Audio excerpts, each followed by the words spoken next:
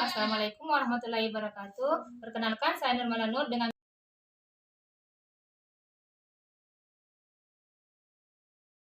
Binanan, Fakultas Kesehatan Universitas Mega Buana Palopo.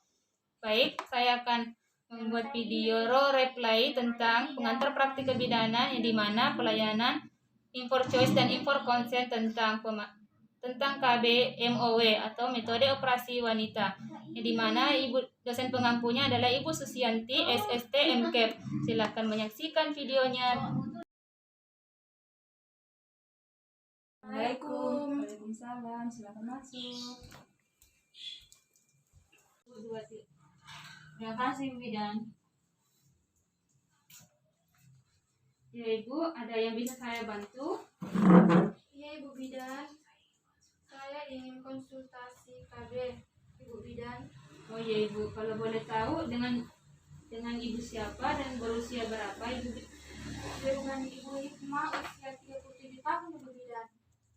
Kalau begitu, yang di sampingnya dengan Ibu siapa? Dan ada hubungan apa dengan Ibu Hikmah? Dengan Ibu Sarah, adik dari Ibu Hikmah. Oh iya, Ibu, ada perlu apa, Ibu? Begini, Bu Bidan, saya mau konsultasi tentang KB jangka panjang Ibu, tapi yang bersifat permain Ibu, tapi masih belum mengetahui KB apa Ibu. Oh iya, Ibu, mungkin maksud Ibu ingin ber-KB tapi belum mengetahui metode kontrasepsi apa saja ya? Iya, Ibu Bidan. Oh, begini Ibu. Baik, saya ingin bertanya ke Ibu dulu sebelum saya menjelaskan lebih lanjut tentang metode kontrasepsi jangka panjang. Nah, Ibu sudah punya anak berapa? Sudah 4, Ibu Bidan. Oh iya, Ibu kalau boleh tahu usia anak terkecil Ibu berapa tahun? 1 tahun, Ibu Bidan. Oh gitu. Sebelum ini Ibu menggunakan KB apa? Menggunakan KB suntik 3 bulan, Ibu Bidan, dan berakhir waktu suntikannya, Ibu. Baik Ibu, sebelum menggunakan suntik KB 3 bulan ya, dan sekarang ingin ber-KB yang metode jangka panjang tapi Ibu belum mengetahui alat kontrasepsi apa saja, apa itu? Iya, Ibu Bidan, dan saya juga sudah ingin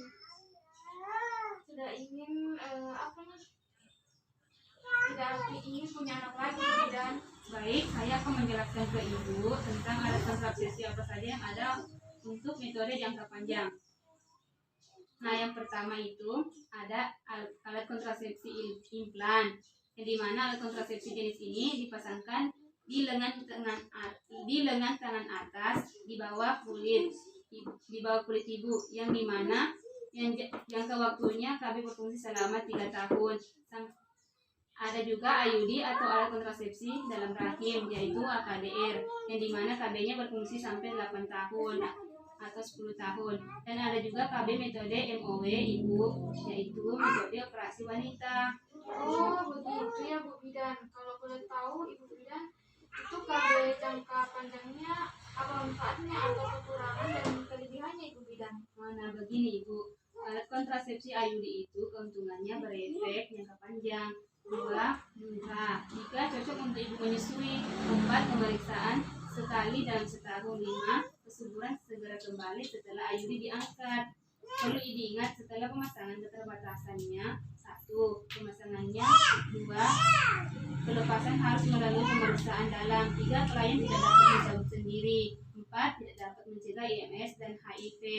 5, bertambah darah haid dan rasa sakit beberapa bulan pertama individualisme. Adapun untuk implan, keuntungannya tidak diperlukan pemeriksaan dalam. 2, digunakan jangka panjang sampai 3 tahun. Tidak mengganggu hubungan suami istri. Pengembalian tingkat kesuburan cepat setelah pencabutan. Tidak mengganggu produksi ASI ibu. Serta keterbatasan implan, yaitu ada kemungkinan mengalami perubahan pola haid. Dapat menyebabkan penurunan maupun kenaikan berat badan. Perlu pembedaan kecil pada waktu pemasangan dan pencabutan implan. Terus tidak mencegah IMS dan HIV.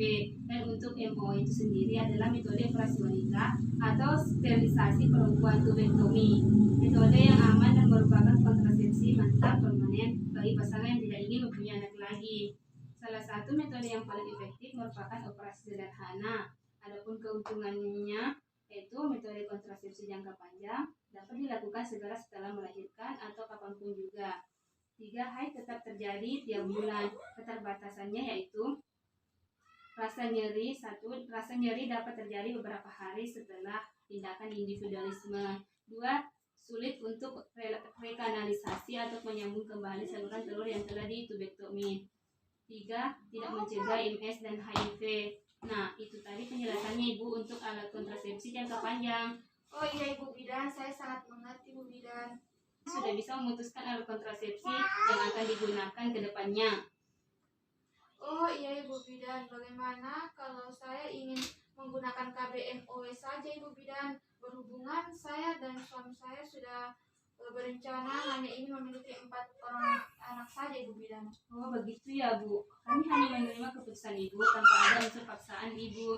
Begini Ibu, berhubung karena Ibu ingin memilih metode operasi wanita MOW yang dimana prosedurnya dikerjakan di rumah sakit yang fasilitas pelayanan emergensi atau gawat darurat seperti rumah sakit ini dan dilakukan oleh tenaga dokter terlatih yang akan melayani Ibu. Tapi sebelum dokter mengambil tindakan, saya membutuhkan tanda tangan Ibu sebagai bukti persetujuan tindakan yang akan kami lakukan ke Ibu dan persetujuan pada wali pendamping Ibu. Bagaimana Ibu Siti Sarah Amanah, apakah setuju dengan tindakan yang ingin diambil oleh Ibu Hikmah? Ibu setuju, baik, kami persilakan Ibu tanda tangani dulu surat persetujuannya. Ini saya dulu yang tanda tangan Ibu Bidan. Iya Ibu. Mana Ibu Bidan? Sini Ibu, silakan. Ya baik, selanjutnya pendampingnya bisa tanda tangan surat persetujuannya. Nah baik Ibu, terima kasih Ibu. Sama-sama Bu Bidan. Baik Ibu, selanjutnya tindakan dilakukan oleh dokter. Mari Ibu.